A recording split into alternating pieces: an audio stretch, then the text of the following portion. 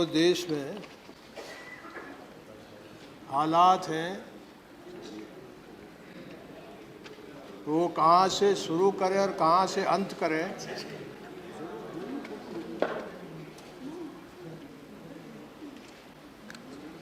एक तरह से मुश्किल हो गया है।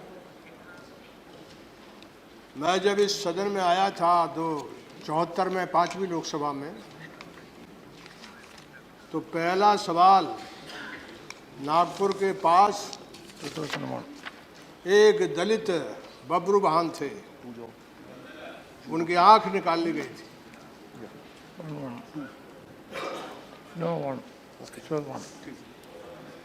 और लगातार अनवरत, कोई सत्र नहीं है, कोई साल नहीं है, कोई दिन नहीं है। हिंदुस्तान की 1/4 आबादी है आदिवासी और दलित। आदिवासी तो एक तरफ बसे हुए हैं, उनके हालात और उनकी विषम परिस्थिति, उनका जो जीवन है वो पूरी तरह से तंग और तबाह। और दलित जो हैं वो हिंदुस्तान में हर गांव में, हर शहर में, हर बस्ती में उनका अलग मोहल्ला होता है। गांव के बाहर रहते हैं, खेत नहीं है, किसी तरह का कोई सेवा के सिवाय खुद अपने शरीर को दिन भर मेहनत के साथ लगाने के साथ और देश भर की जो खास करके इंसान की ज़िंदगी में हर तरह की जो सफाई होती है, उस सफाई का जिम्मा भी इन्हीं को दिया गया है। 2500 बरस हो गए, आज़ादी के 70 बरस हो रहे हैं। रोज जैसे जैसे आज़ादी की उम्र बढ़ते जाती है, वैसे वैसे दलितों पर अन्याय और जुल्म का रोज यहाँ वहाँ से खबर आते रहती है। हम बहुत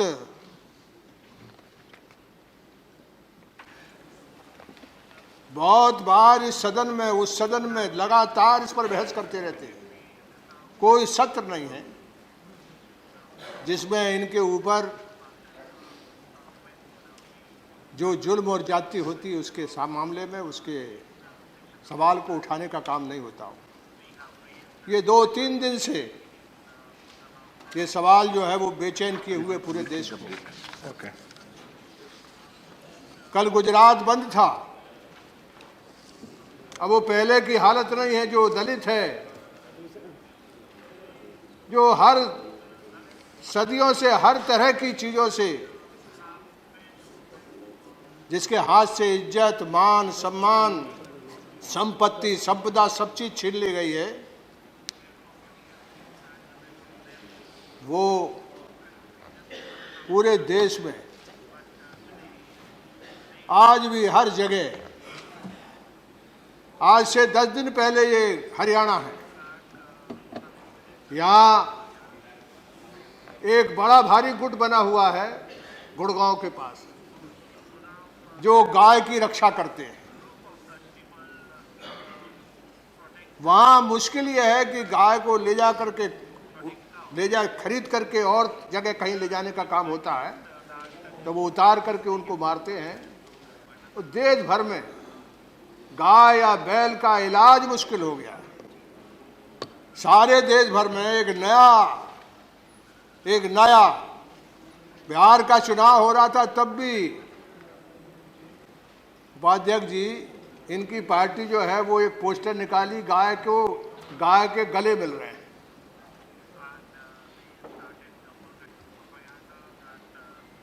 चारों तरफ। और यहाँ गुजरात में जो गौ रक्षक, गाय की रक्षा करने वाले, कहते गाय के शरीर में 33 करोड़ देवी देवता बसते हैं। ऐसी एक से एक अंधविश्वास की चीजें इस देश में फैला के रखी है। ये जो वायरल किया है लोगों ने, अध्यक्ष जी, उपाध्यक्ष जी, मैं आपसे कहूं कि उनने खुद इसको वीडियो किया और उनका हौसला इतना बड़ा हुआ कि उसको उन्होंने जारी भी कर दिया। हम कहते हैं कि देश मजबूत, दुनिया में मजबूत हो जाएगा, देश आगे चला जाएगा। इस देश में 80% जो लोग हैं, इस व्यवस्था में, इस सिस्टम में जो व्यवस्था चलाने वाले लोग हैं, न्याय इनको कहां से मिले?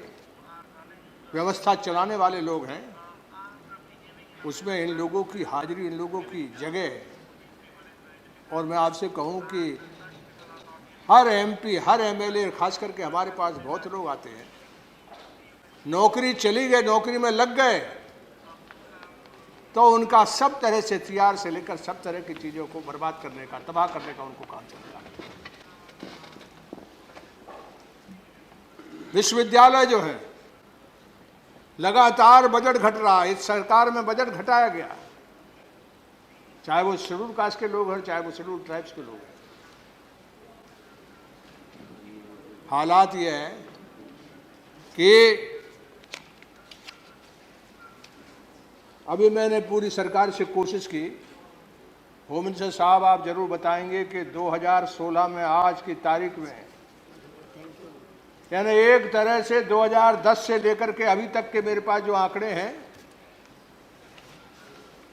यानी इस फासले में 1010 से लेकर आज तक 14 तक, और 14 का आधा पीरियड आपका है, उसमें जो अपराध हैं 47,064 अत्याचार के मामले और खिलाफ दर्ज। हर दिन 7 महिलाएं दलित जो हैं उनके साथ, उनके मान सम्मान पर, इज्जत पर हमला किया जाता है, उनके साथ बलात्कार किया जाता है। पूरे हर तरफ, यानी हर दिन दलितों के ऊपर रोज कहीं ना कहीं उनकी माँ, बहन, बेटी, उनका हर तरह से इज्जत और मान सम्मान के ऊपर चारों तरफ होते रहता है। मैं आपसे कहूं कि न्याय कैसे मिले, कैसे डरे, ये कैसे? जो लोग जालिम और जो दिमाग से खराब है, दिमाग जिनका बना हुआ है हम ऊंचे हैं, दूसरा नीचा है, इन लोगों के ऊपर रोक लगे कैसे? यानी ये जो सुप्रीम कोर्ट है, इस सारे सुप्रीम कोर्ट के सारे जजों में एक एससी नहीं है, एक एसटी नहीं है, 1/4 आबादी है। अभी 470 जजेस अब आने वाले हैं। कहां से न्याय मिले? जिनका दर्द है, जिनकी तकलीफ है, वो ब्यूरोक्रेसी लेकर के, और खास करके जो न्याय की संस्था है, उसमें एक एससी और एसटी का जज नहीं। कुछ लोग बन गए हैं, पहले बने थे, वो बहुत ऊपर तक गए, लेकिन वो कैसे तंग और तबाह थे हमको मालूम है, 32 जात के बीच में। यानी आप 70 बरस में हिंदुस्तान में हम आरक्षण के बारे में, रिजर्वेशन के बारे में, विशेष अवसर के बारे में रोज इस सदन से बाहर निकलिए, हर जात का, कोई जात का जैसा जो आदमी होगा, दलित होगा, पिछड़ा होगा तो वो रिजर्वेशन के हक में होगा, ऊंचे तबके का होगा वो रिजर्वेशन के खिलाफ होगा। ये हकीकत है जात की। मैं नहीं कहता कि ये खराब है, मैं ये भी नहीं कहता कि अच्छी है, लेकिन इस पर बहस तो होना चाहिए। हिंदुस्तान के इतिहास में इतने युद्ध हुए, इतने संग्राम हुए, एक युद्ध बता दीजिए जो देश जीतता हो। हाँ, पाकिस्तान हिंदुस्तान की बात जरूर करने लगे क्या? क्यों ऐसा होता? आपने हिंदुस्तान की 80% इंसान को, 80% आबादी को, खास करके 1/4 जो दलित है, वो पूरी तरह से शरीर जो है, वो राष्ट्र का शरीर जो है वो विकलांग तरीके से बना हुआ है। इस पर बहस करने को तैयार नहीं। यानी रोज यहां जुल्म होगा, इस पर बहस होगी, लेकिन ये सर्वोच्च सदन है, अंतिम सदन है, लेकिन यहां कोई फैसला नहीं होता है कि इसका रास्ता कैसे निकाला जाए। मैं कहना चाहता हूं कि 1042 अकेले गुजरात में जहां जुल्म हुआ, दलितों के ऊपर अत्याचार हुए और सजा कितनी लोगों को हुई? 3 लोगों को, 3% लोगों को। यानी सारे देश में सब जगह ये रोहतक है, यहां बाजू में। यानी ये व्याख्या हो रही है कि जो दलित लड़की है, दूसरी बार, एक बार उसके साथ उसके मान सम्मान इज्जत पर हमला हुआ, दूसरी बार फिर उसके ऊपर हमला हुआ। वहां ये पंचायत हो रही है कि जिन लोगों ने अन्याय किया उनसे भी बात करना है। आपका चाहे वो आज से कोई समय नहीं, आज से लगभग जो है वो 8-10 महीने पहले की बात है। रोहित वेमुला, यानी हिंदुस्तान की सारे यूनिवर्सिटी में हमारी जो जात व्यवस्था है उसमें जो गरीब आदमी किसी तरह से वहां पहुंच गया है, उसे एक तरह से उसको जो सुविधा भारत की सरकार ने दी है उसको हम नहीं देते हैं। दूसरी तरफ उनके साथ ऐसा जुल्म और अन्याय करते हैं कि वो अपमान की सूली पर चढ़ जाते हैं। रोहित वेमुला जो है वो अपमान से ऐलान किया कि मेरा जन्म ही मेरा गुनाह है। बाबा साहब ने विद्रोह किया, जीवन भर सजा से लेकर के सब तरह काम किया, लेकिन हिंदुस्तान की 70 बरस की आजादी में जो दलित है उसे इस जगह आकर खड़ा होना पड़ा कि वो सोचता है कि मेरा जीवन, मैं जहां जन्म मेरा हुआ है वही मेरा गुनाह है, इसे ही मैं खत्म कर देता हूं, इसे ही खत्म किए देता हूं। यही जूनागढ़ में फिर एक नौजवान जो दलित है वो फिर आत्महत्या कर ली। यानी इस वीडियो को देख करके दिल दहल जाता है। यानी हम तालिबान की बहुत चर्चा करते हैं, इस देश की जाति व्यवस्था कहां कहां किस किस जगह तालिबान तरीके का एटीट्यूड करती है, उस पर सदन को एक दिन बड़े पैमाने पर 2-4 दिन बहस करना चाहिए। एक फिर नौजवान जो है वो ये अपमान देख करके फिर अपमान की सूली पर चढ़ गया। ये जितने नौजवान हैं जिनके ऊपर पीटा गया, ये जो जानवर जो हम पालते हैं उनकी खाल निकाल रहे थे, और इनके साथ जो व्यवहार हुआ उस व्यवहार को देख करके जूनागढ़ का नौजवान जो है वो आत्महत्या कर लेता है। कुछ लोग हैं जो अपमान को बर्दाश्त करते, मुझे लगता है कि हजारों बरस में कैसे, यानी इस देश का यदि सबसे ज्यादा किसी किन्हीं लोगों का उपकार हमारे ऊपर है तो वो हिंदुस्तान के दलित हैं। इतनी बुरी हालत में गांव से बाहर बसाते हैं, इज्जत और मान सम्मान उनका लूटते हैं। पूरे देश में आज भी वो शादी में सबको घोड़े पर सवार होकर के चलने की आदत है, लेकिन उनको आदत नहीं है। ये सारे हालात जो हैं वो कल मायावती जी, उनके बारे में एक आदमी ने जो पदाधिकारी है पार्टी का है, उसकी जबान से क्या चीज निकलती है।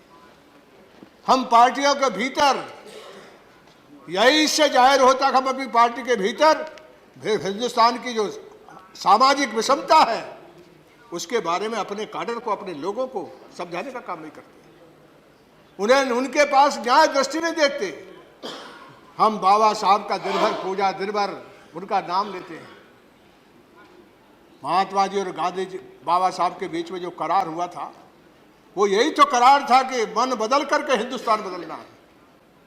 यही तो करार था दोनों के बीच में पूरा प्रकट हुआ कि हम दोनों का दोनों के बीच में हिंदुस्तान के दो बड़े लोग थे। वो उन्होंने राह पकड़ी थी, रास्ता पकड़ा था कि हिंदुस्तान को बदलेंगे। ये जो कोड़ है, ये जो विषमता है, इस विषमता को मिटाने के लिए महात्मा जी आमरण अनशन पर बैठ गए थे। और बाबा साहब ने इतनी दिक्कत के बाद भी उनके जीवन को बचाने का काम किया और एक करार हुआ। वो करार यही तो था, लोकतंत्र के जरिए, विशेष अवसर के जरिए हम दलित की जिंदगी को बदलेंगे। कितनी बदली, कहाँ बदली? इस सदन में जो लोग आ जाते हैं वो पार्टियों के भीतर हैं। मैं आपको कहना चाहता हूं, पार्टियों के भीतर दलित जो हैं उनकी हौसला नहीं है, वो बड़ी अपने तबीयत से, अपने मन से, अपनी दिल की बात नहीं कह पाते। और उस समझौते में बाबा साहब का रास्ता अलग था, महात्मा जी का अलग था। बाबा साहब चाहते थे कि अलग से इनका इलेक्टेड बनाओ। और मैं मानता हूं कि आज विंडिकेट हो गए वो कि अलग से इलेक्टेड होता तो यहाँ दलित जो है वो चुप नहीं बैठता, पार्लियामेंट के, लोकसभा के अंदर भी और विधानसभा के अंदर, राज्यसभा के अंदर भी। ये पैक्ट जो था कि मन बदल करके, हृदय बदल करके भारत की समाज को हम बदलेंगे, सुधारेंगे, वो सुधार क्या हुआ है? यानी अध्यक्ष जी, मैं आपसे कहूं, यानी 2010 से मैं कहना चाहता हूं, हत्या 570 और बढ़ते बढ़ते 2011 में 673, 2012 में 661, 2013 में 6,676 और 2014 में 744। बलात्कार 1349,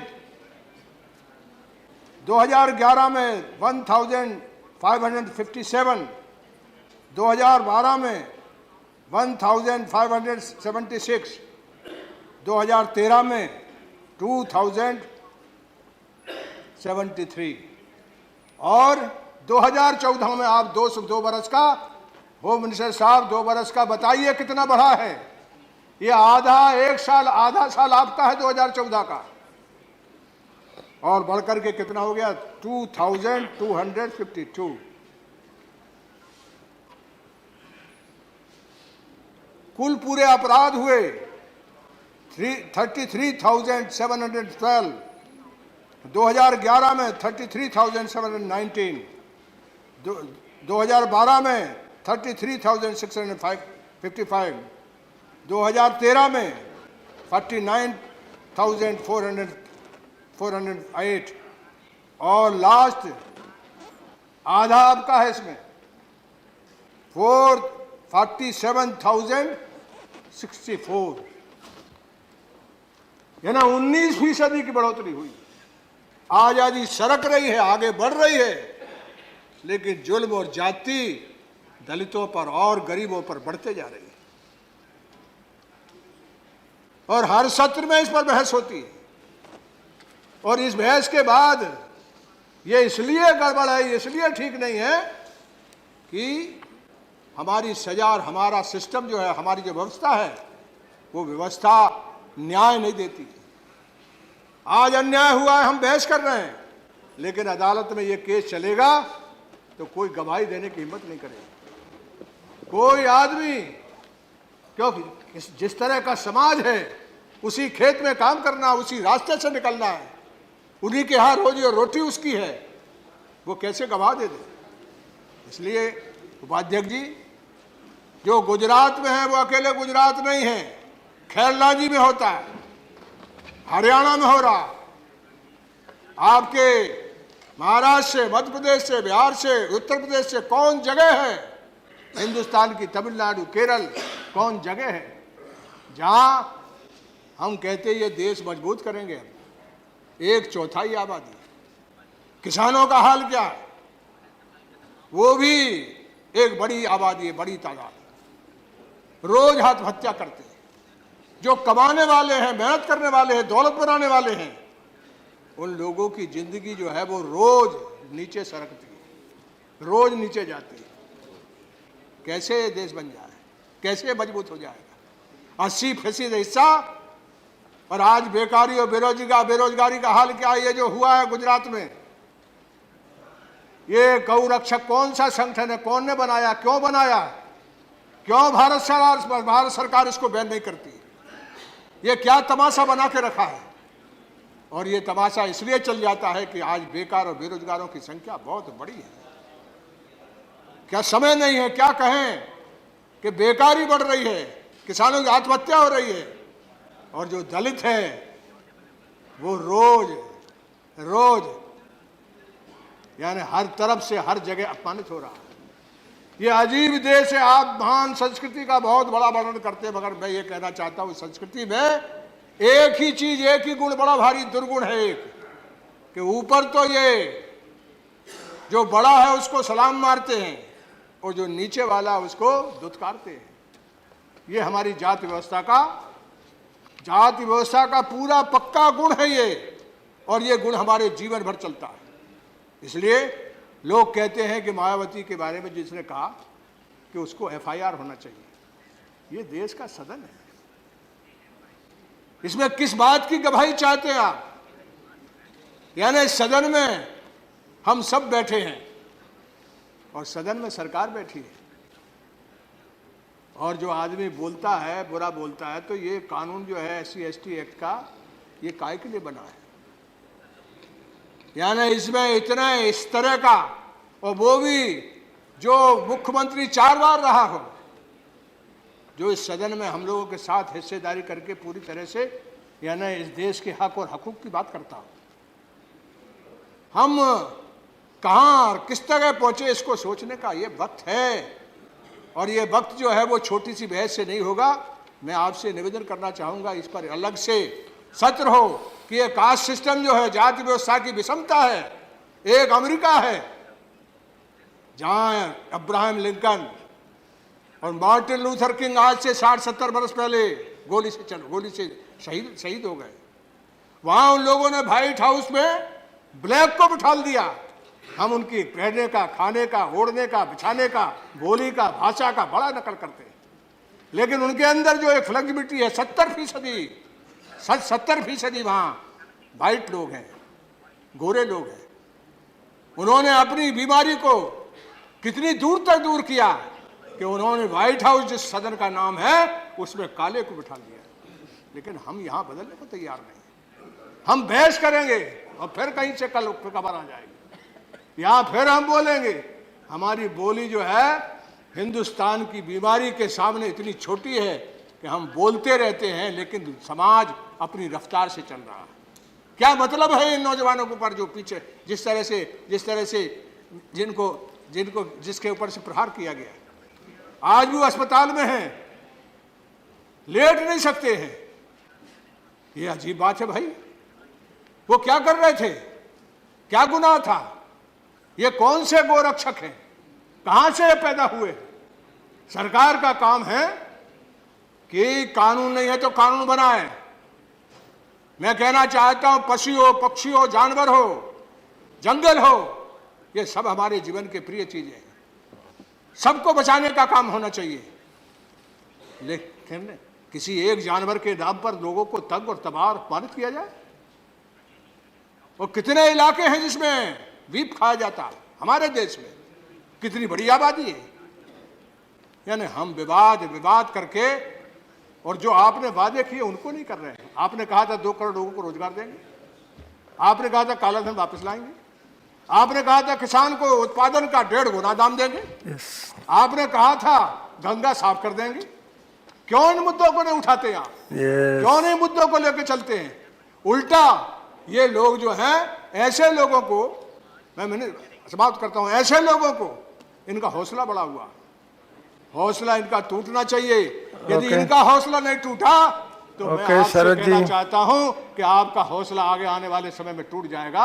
यदि आपने उठने का काम नहीं किया, आपने ठीक राह नहीं पकड़ी, जो कहा जनता से वो नहीं किया, तो निश्चित तौर पर, और जो लोगों ने इसमें किया है, तो ये आनंदी बहन है। कितना उपद्रव हो रहा पूरे गुजरात में, क्या मतलब है? क्यों बिठाल के रखे हो इसको, क्यों बिठाल के रखे हो इनको? आनंदी बहन मुख्यमंत्री, तो क्या आप चाहते हैं उसको? या शरद जी, जनता ने बना। मैं ये कहना चाहता शरद जी, हूं कि देख लिया कि उनसे नहीं संभल रहा है, यदि संभल रहा तो उनको ठीक से कई एक्शन करें। और इतना कहना चाहता हूं कि इस पर कड़ा से कड़ा इन्हें अगले सत्र में इन पर क्या कार्रवाई हुई है लेकर के सरकार आएगी और आकर के बताएगी कि हमने कहां पहुंचे, कहां तक इस अन्याय का खिलाफ प्रतिकार किया। और वो अकेला एक प्रतिकार नहीं, चारों तरफ, चाहे वो हरियाणा में है, चाहे वो गुजरात में है, चाहे उत्तर प्रदेश में है, चाहे आपका महाराष्ट्र में है, किसी जगह भी दलितों के ऊपर जो है वो हर सदन के अंदर, हर बार सदन चलने के बाद पूरी सरकार को बताना चाहिए किस रास्ते पर कहां तक हमने इस पे आगे बढ़ने का काम किया। बहुत बहुत शुक्रिया। बहुत बहुत सुप्रीम कोर्ट ने ऐसा तमाचा मारा, शायद आइंदा ऐसी हरकतें वो कभी नहीं करेंगे, ऐसा मैं समझता हूं। लेकिन फिर भी उनकी ये आदत है